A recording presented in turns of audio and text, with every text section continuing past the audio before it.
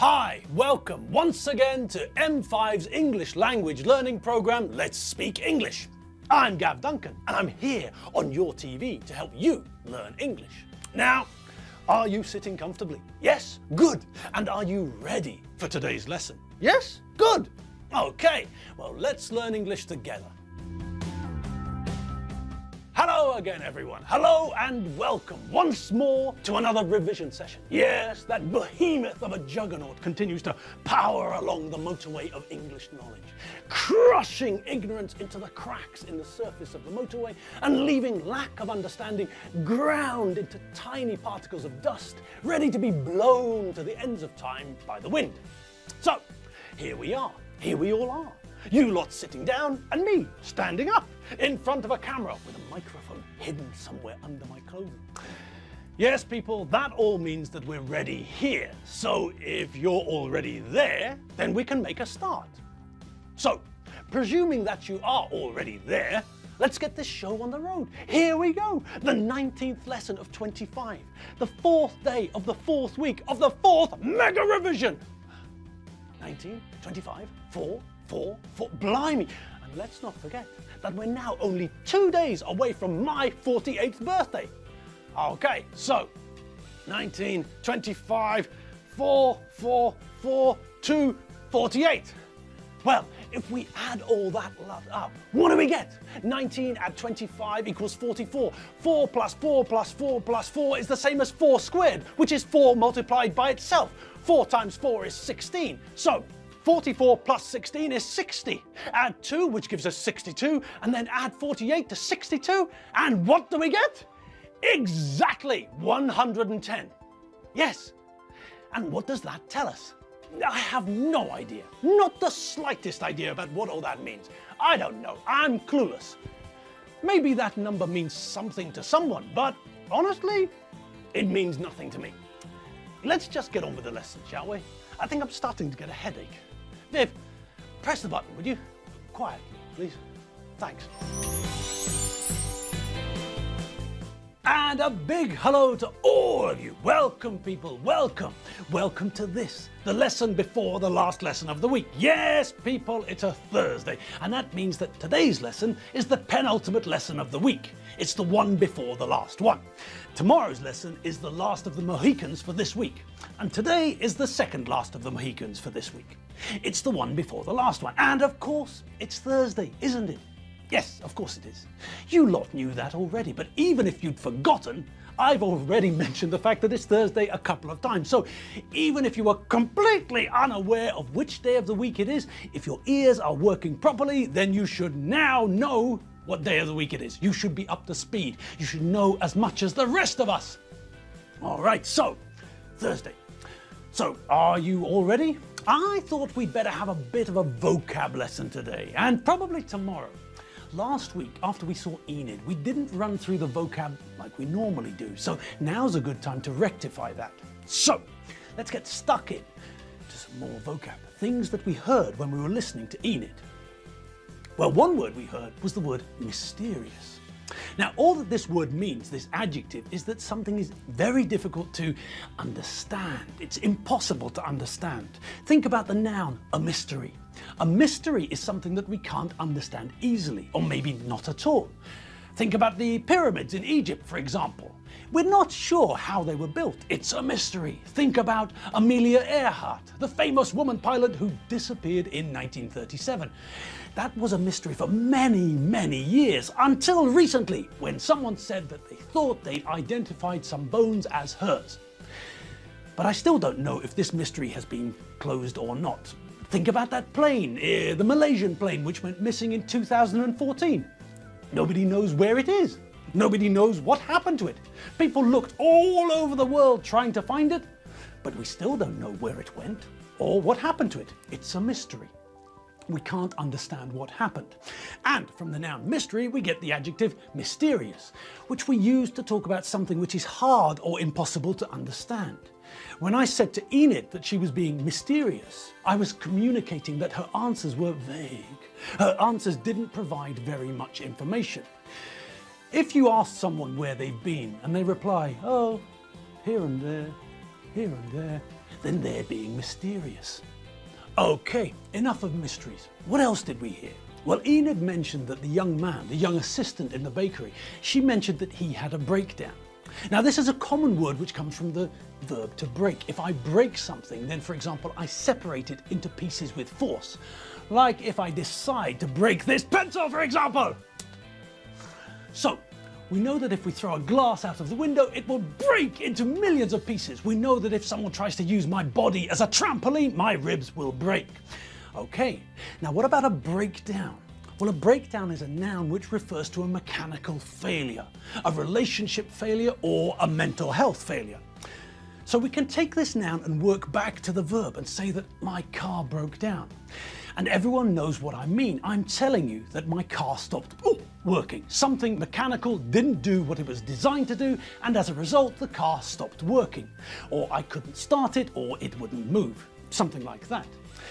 But as we now know, I can also say that the talks between the company management and the union representatives broke down yesterday when the two parties couldn't agree on what colour to paint the factory. And you all understand that now these two groups, the managers of the factory and the union representatives, the workers' representatives, they're no longer speaking to each other. And then we come to the third idea, the one that Enid was referring to. When your car breaks down, you call someone, a garage perhaps, a mechanic, to ask them to come and fix your car. When you have a mental breakdown, then you don't call a mechanic, you call a psychologist or a psychiatrist. If someone has a mental breakdown, then their brain can't deal with things anymore. Perhaps they've had a lot of stress recently and, well, their brain can't take the pressure anymore, so their brains stopped working. I always think about this in terms of electricity. Think about electricity for a moment. Think about the point where the electricity supply enters your house or flat. Think about that box you find on the wall, the one that looks something like this. Now that's a fuse box, and inside the fuse box there are electrical fuses. Okay, so now we have to think about what a fuse is. Well, to start with, there are two types of fuse: electrical fuses and fuses connected to bombs and fireworks. Okay, let's start with the idea of a fuse connected to a bomb or a firework. When we're talking about this type of fuse, we're talking about a thin piece of string or paper that we set fire to. Stand back!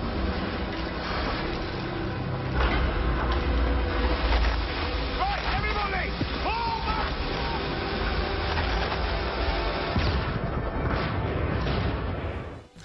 So that's one type of fuse, the thing that makes it possible to set off a bomb without having to stand next to it, which, let's face it, would be pretty dangerous. Okay, so that's one type of fuse. Now back to the more normal version, the electrical fuse. Now when we're talking about an electrical fuse, we're talking about a very thin piece of wire. And the job of this wire is to protect your electrical system or electrical equipment. When you get your electricity, it's not a constant supply. Sometimes you get more, sometimes you get less. And sometimes there's a spike of electricity. And electrical spikes are dangerous. Here, on this graph, you can see what an electrical spike looks like. And now, let's see how dangerous an electrical spike can be. So, imagine that you're a television set. You spend your days receiving electricity so that you can show moving pictures with sound on your screen. And you can handle electricity most of the time, but then sometimes the electricity company sends you too much electricity and then you feel like this.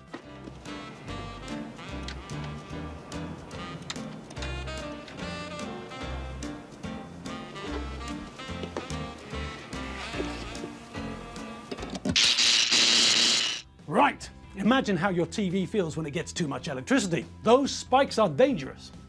Okay, now the job of the fuse is to protect the TV. The job of the fuse is to break, to blow, when too much electricity tries to pass into the TV or whatever. The fuse blows, the fuse breaks, and the supply of electricity can't damage the TV, or whichever piece of equipment we're talking about. If there's no fuse, then this happens.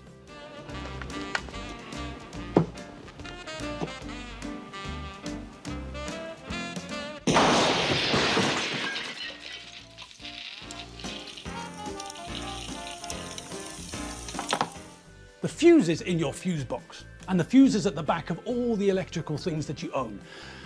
Your TV, your fridge, your microwave, all of those pieces of equipment are designed with fuses at the back where the electricity connects to them.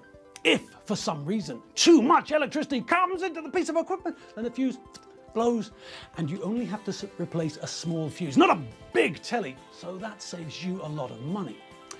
Okay, so how do we get from a fuse to someone having a mental breakdown? Well, I'm glad you asked me that. Let me explain.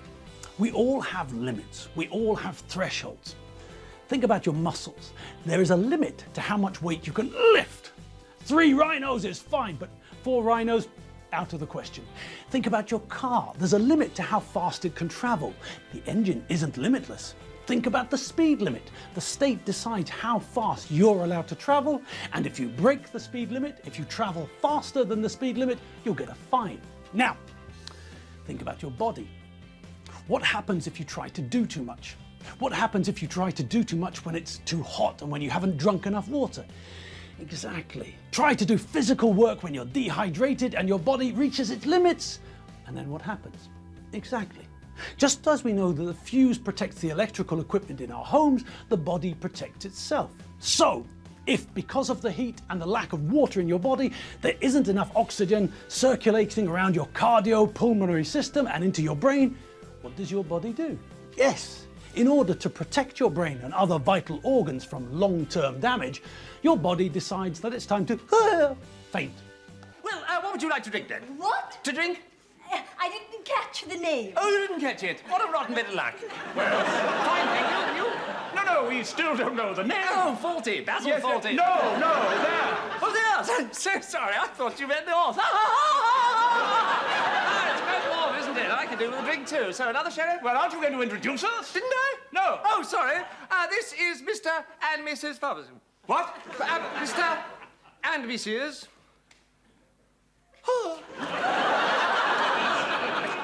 Sorry, I fainted. Oh, I feel better for that. I'll just get you your tomato juices. Okay, so what about your brain? Let's think about the brain for a moment. I know, when you faint, then that's something which is connected to your brain, obviously, but this is a slightly different idea. That idea was physical. The idea that not enough oxygen and blood or oxygen in blood was circulating around your body, around your lungs, heart and brain. This idea is mental.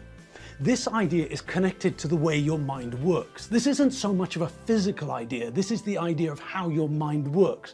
This is psychology. How much pressure can your mind take? What happens if you try to think too much? What happens if you try to do too much work in a stressful situation? What happens if you try to do more than your brain can handle? Yes, you'll have a nervous breakdown, won't you? You'll have a mental breakdown. Essentially, the fuse will blow in your brain and your brain will stop working properly. And that means that inside your head, something like this happens.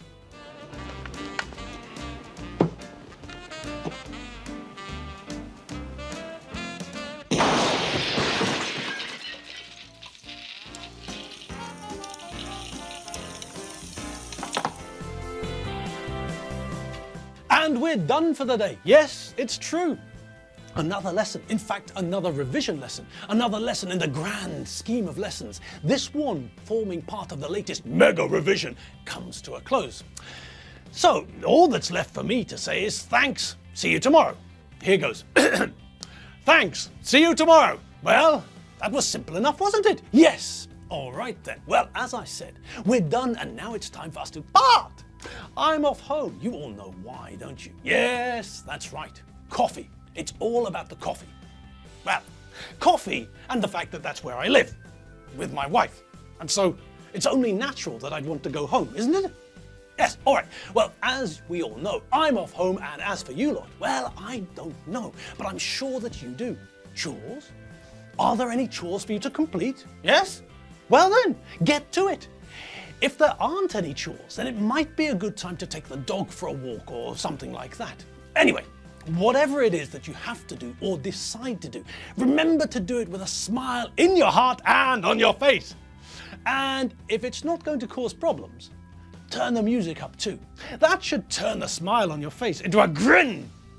See you later, people. See you later. See you tomorrow. Same time, same place, same TV station, but tomorrow. And let's not forget, we all know what day tomorrow is, don't we? Yes, and it's not Tuesday. It's definitely not Tuesday. See you later. Have fun. www.mediaclick.hu. Bye!